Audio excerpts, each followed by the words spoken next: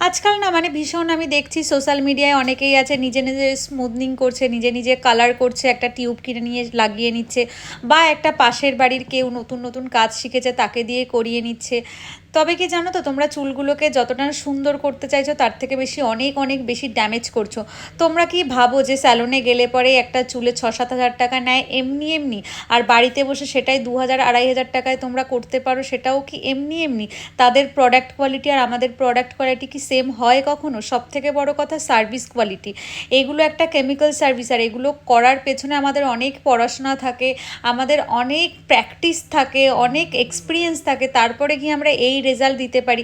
একটা কালার্ড হেয়ারে একটা chemical treatment damage হেয়ারকে সুন্দর করার পেছনে অনেক কিছু থাকে।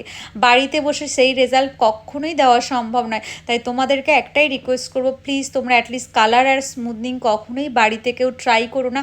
Please visit salon.